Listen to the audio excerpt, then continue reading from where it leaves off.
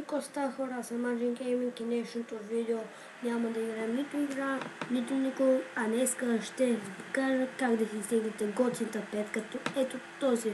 Да, той е от компютър, ама пак е без значение. Така,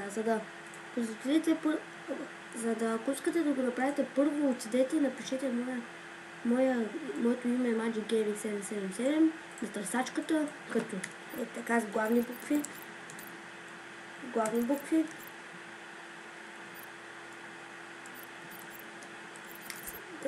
И това ми е канала, може да кликнете да се абонирате за канала или харесате моите видеа. Така, нека да почнем. Така, за да почвате да изтеглите тапет, първо ще ви трябва да отидете и да напишете Cool Hours.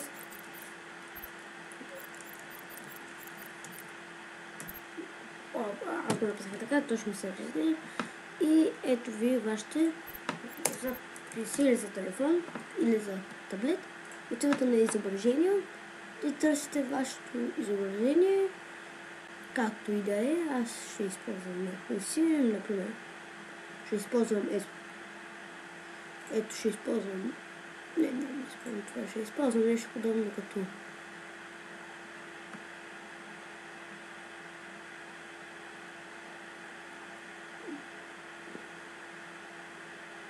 това ще използвам. Добре, след това натискате,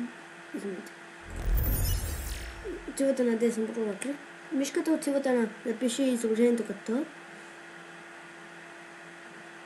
запазите го с някакъв файл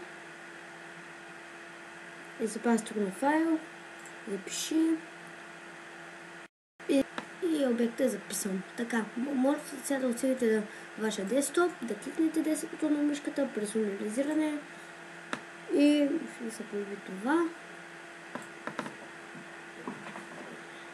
След това отивате на преглед.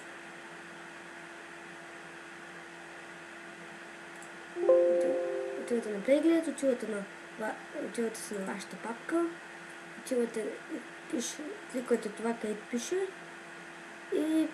И вашата операция е готова за вашия готин лопър. Ако ви хареса видеото, може да се абонирате на канала и както ви казах, може да ме подкрепите като напишете Magic Gaming 777 на търсачката в Google, може би, и като пишете това и се абонирате за канала ми, с камбанката, ако искате, и да ми харесате някакво видеото. От мен, хора, казвам се Magic Gaming и чао!